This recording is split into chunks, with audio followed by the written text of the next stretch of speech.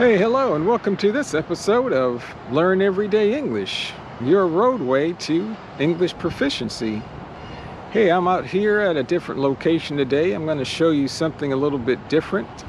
I'm a volunteer with a program called Meals on Wheels, where we deliver lunch to elderly people, as we say, older people, or people that may have some health challenges or disabilities. And I do this once a week, every Wednesday. It takes me about 2 hours, but this organization called Meals on Wheels, which I think is a non-profit organization, they have volunteers that deliver meals to people 5 days a week, Monday through Friday. But I just help out once a week. Every Wednesday I help deliver meals. So as we turn around, here's the banner for the Meals on Wheels, and here we're at the senior center. And what I'm going to do now is I'm going to go in up to the front door of the senior center. I'm going to go up to the senior center and pick up my supplies, or the meals and the drinks that I need to deliver to all of the people on my route, we say. There's about maybe 18, 20 houses or stops or people I need to deliver a meal to. I'll show you what that looks like, and a drink. So I have to pick up a bag that contains all of the meals and a cooler that contains the drinks, either like orange juice or milk. And I'm going to get a clipboard which will have a list of the addresses, names, and the people I have to deliver to. So I'll show you all that. So let me go up here and get the supplies that I need, and hey, I'll be right back. But if you like these videos, remember, hit the like button and subscribe. Hey, hit the bell for notifications and tell your friends about it. Well, as you can see, I've got my mask on. I have to mask up, as we say. I got to go to the senior center, pick up the stuff, but we got to wear masks because of COVID. And since we're delivering to elderly people, we need to be careful as we can. So here I'm just walking to the senior center.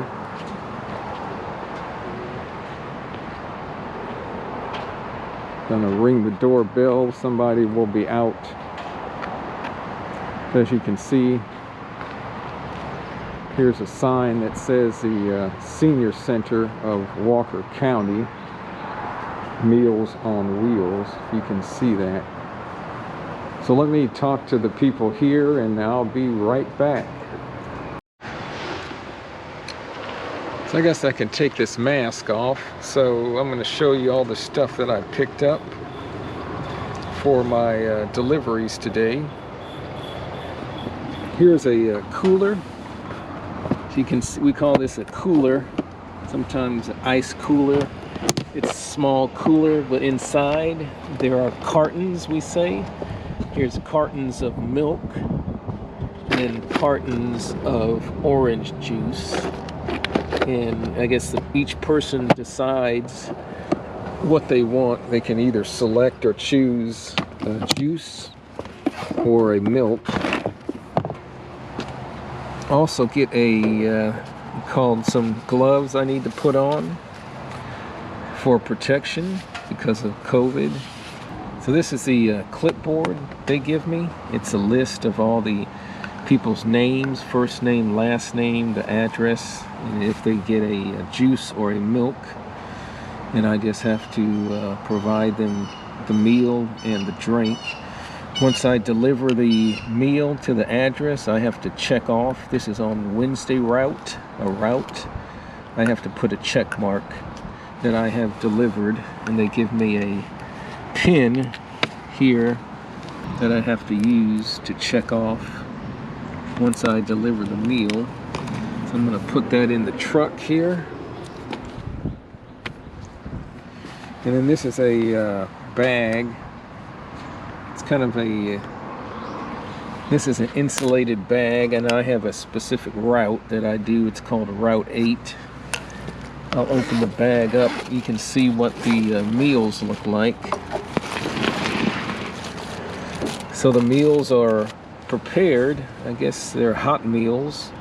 So they're actually prepared in the kitchen inside the facility. So, and they are put in these plastic trays or containers, and they are wrapped or sealed with this plastic. So they're very nice. What I normally do, I'll count the meals just to make sure I have enough for all of the homes or people I need to deliver to. It's like there's some type of mixed vegetables here, carrots, broccoli. This looks like some type of fruit, looks like some peaches. And this is some type of pasta. It looks like some type of noodles. This may be some type of meat with some type of tomato sauce on it. So I'm going to put this bag in my truck and get ready to go out and deliver to all of the homes on my route. So I'll be back. So I'm ready to go. I'm ready to head off. I got my gloves on. I'm going to have my mask on when I go up to the house. I checked the clipboard with the list. I've got 19 homes and 19 people that I have to deliver to, but some of the homes have, say, 2 people in them, so I may not have to make 19 stops. I think one of the first stops, there's a couple, they live together, so I deliver 2 meals to that house, and there's another house where I deliver, no, 2 other, so there's 3 homes total that have 2 people in them. So I think I only have 16 stops. But I counted all of the meals, and I have 19 meals, so that's good. I can say that's good. I'm good to go. The reason I do that is I've had a problem before where they didn't put enough meals in the bag, and so at the end of the route, I didn't have enough, so I had to come back here to this facility, the senior center, pick up an extra meal and then go back out to the route, so that kind of wasted time. So now, to make sure so I don't have to do that anymore, I count the meals just to make sure that they've counted correctly. So let's get going, and we'll get these meals delivered. And it's a good thing. A lot of these people, like I said, are elderly, you know, or we call senior citizens. And this may be the only meal or the best meal that they have for the day, so that we know that they have a hot meal. And I think they can sign up if you meet the certain age requirements or disability requirements, and you can get a free meal. So it's a good service. I do this as a volunteer just because I want to help people, and I'm retired. I have the time. So I think I just want to give back to other people in need. So it's a very rewarding experience for me. We're heading down to the first stop. I've got a route that I already pre-planned. I used the GPS that's on my phone. I went home and printed out a map of the city, and I mapped or put a location of every address or stop that I need to go to, and I figured out what's the most kind of economical route that I can do, and the fastest way to drop off these meals. So I've been doing this for a little while now, maybe 6-8 months. So I know the route by now, by heart, we say in English, or by memory, so I don't have to look at a map. I know how to get to each stop. And like I said, it usually takes me about an hour and a half, maybe between an hour and a half and two hours. So I have to drive all over town, we say, or all around town. It's not in one specific neighborhood area that I have to drive to. Thankfully or luckily, the town here is not very big, but it does take a little time. So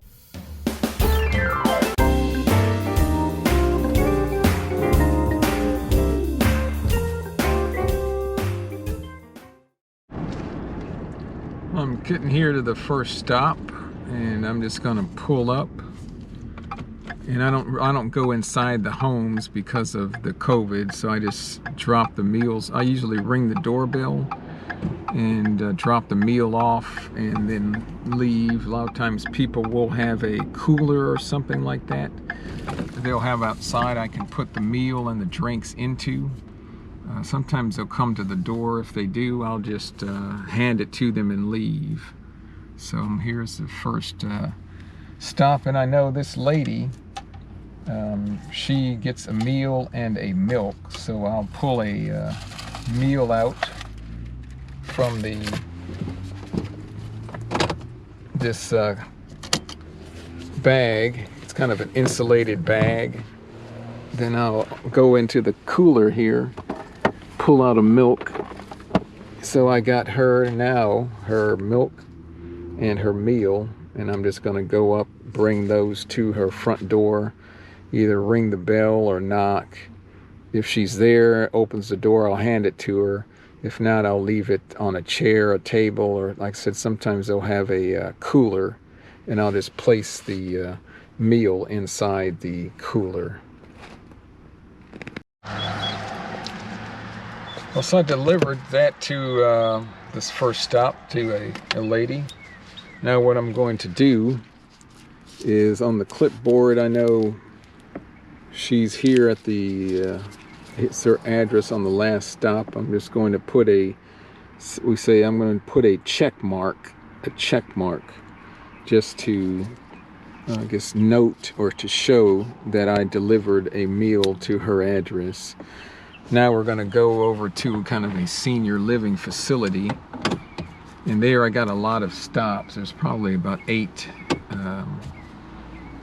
homes that I deliver to over there, which is good because they're all in the same location, so I can get a lot of deliveries done at one kind of area. I don't have to drive all over the place, as we say here in English, and I can hit a lot of stops in one location. So let's go over there, and I'll show you what that facility looks like.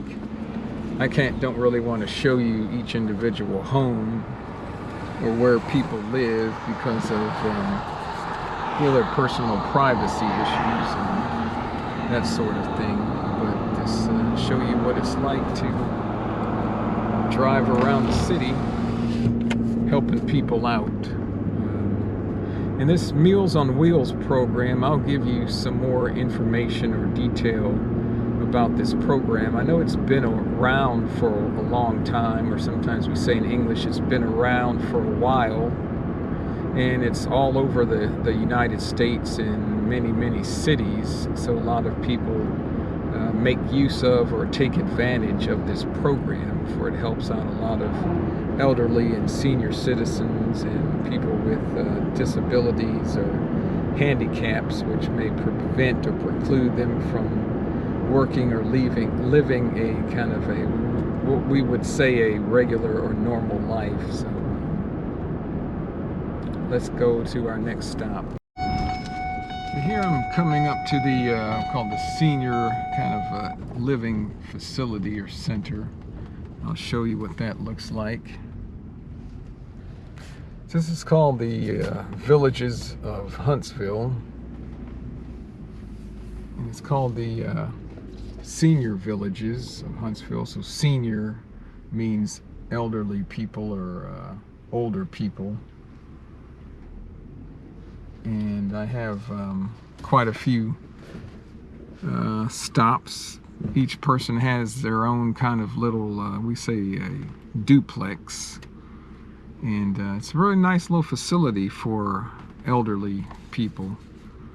And I don't know how there's a process where they are able to get a spot, we say here, where they can stay and live here. And so it's nice if you can, I think there's a waiting list where you may have to wait and apply. And when something opens up, then you can get a spot. But I'll show you, so these are called duplexes. And a duplex is this is a building which just has 2 living units in it. So that's why it's called a duplex. Du means like two.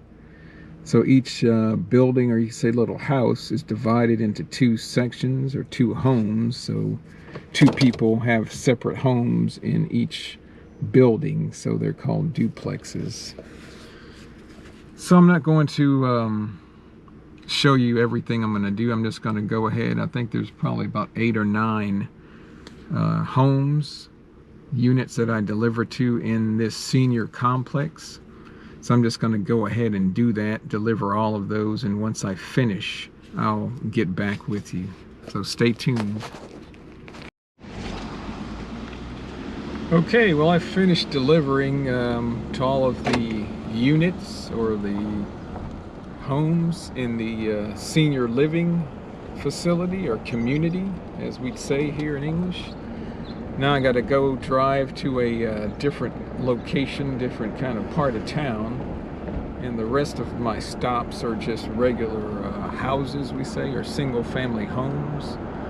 So I'm on my way over there to continue my route, as we say. A route is just a location, like a determined pattern or where I need to drive to, a circuit maybe, a route, and on a route there's designated places that I need to stop, so that is what is a route.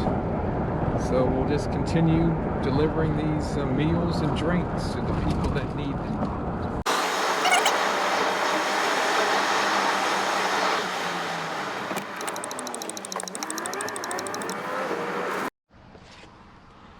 I want to show you on my clipboard. So as you can see, I am crossing off or checking off a lot of these boxes on my list. So I am getting a lot of meals delivered pretty quickly. And I just want to show you, I had to drop a meal off to a house here. But this lady, as we could say, has a lot of junk and stuff outside her house. And we could say that she is a hoarder. There's a word in hoarder, or a person that just likes to accumulate a lot of stuff. Kind of a lot of junk and trash outside the house. And I just drop off stuff at the front door for her. I've talked to her a couple times, never been inside the house. I have called in the county to see if they can provide some assistance to her, to help her to, I guess, clean up around the house. I know she's in her 80s and she can't really do a lot for herself. So it's kind of a sad situation to see some people here in the States living in situations or circumstances like this, but it's life, it's reality, and it kind of makes you sad, but I guess we do what we can. Well, I've finished delivering all the meals on my route, and it took me probably just a little over an hour and maybe 15 minutes, so that's not too bad. I usually try to start around 10 or 10:15, so right now it's about 11:25. I gotta make a stop or run an errand on the way back because I have to drop off the supplies that I picked up from the senior center for the deliveries on the way back home. But on the way, before I do that, I'm gonna stop by the post office because I got 2 letters that I have to drop off. But so I'll show you that as we head back.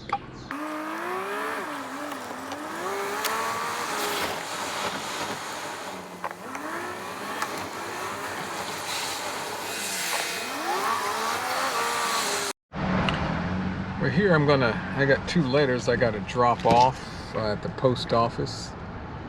I'm not actually going to go into the post office because they have what we call some drop boxes or mail boxes that are outside the post office where I can just put these letters in, or we say drop the letters in the box or put the letters in the box. So they're technically called mailboxes or mailbox drop boxes. And you can see, I guess, them here. And I'm just going to drive up to the mailbox and just drop the letters in the box. So that's why they're called, it's called a drop box, mailbox drop box. So I've finished that. Now I can head back to the senior center and drop off the stuff I picked up, the insulated bags and the ice cooler and the clipboard. And as in English, I could say I can call it a day. That means I can say that my job is completed and finished for the day. I wanted to give you a little bit of information and history about Meals on Wheels, and this is something that I just learned myself, actually. I was looking on Wikipedia under Meals on Wheels, and actually it says Meals on Wheels originated or began in the United Kingdom during the Blitz, which is, I think, wartime, when many people lost their homes and were unable to cook their own food. So there was an organization called the Women's Volunteer Service for Civil Defense, abbreviation WVS and later WRVS, and they provided food for these people. And the name Meals on Wheels derived or came from this Women's Volunteer Service, related to their activity of bringing meals to servicemen or men that were fighting in the war. And the concept of delivering meals to those who were unable to prepare their own food evolved into the modern programs that deliver mostly to the, we say, housebound elderly. Housebound means people that cannot leave their home, so they're housebound or homebound, sometimes for free or at a small charge. So this is a worldwide or international type of organization or effort in the United Kingdom, looks like Australia, Canada, Ireland. So the modern programs today, Meals on Wheels generally operates at the county level or smaller. So that's what happens here where I live. The county operates the Meals on Wheels program, and it varies in size and service and funding. So there are programs in different countries. Let's see what else. So most Meals on Wheels programs delivers meals hot and ready to eat, which is the type that our county has. But some actually deliver cold meals in containers that are ready to microwave, or you can put in the microwave. Others supply deep frozen meals. Some warm meal programs provide an additional frozen meal during the days prior to a weekend or holiday. So that's kind of what Meals on Wheels is about. And also most of the clients or the people that receive the meals are elderly or up in age, sometimes we say older people, but also others who are unable to shop or cook for themselves, and generally eligible for some type of assistance. So in the United States, there is a Meals on Wheels program called Supplemental for homebound clients under 60. So you don't have to be elderly, but you have to be homebound.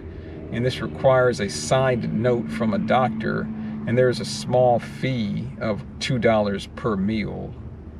But regardless of the sources of funding, eligibility for most programs is determined by the client's or the person's ability to have access to good nutrition, not financial need. So that seems to be the most important part about the Meals on Wheels program, not to get too concerned about money and can they pay, but we want to make sure that people receive good meals to eat so that they can maintain their health.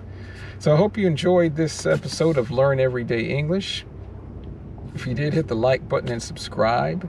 We'll try to bring you more videos, interesting, different types of videos.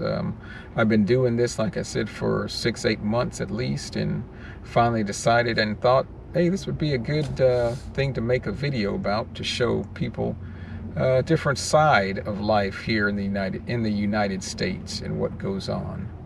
So again, thanks for watching this episode of Learn Everyday English. Stay tuned for our future episodes, and have a good day, week, wherever you are, and talk to you later. Goodbye.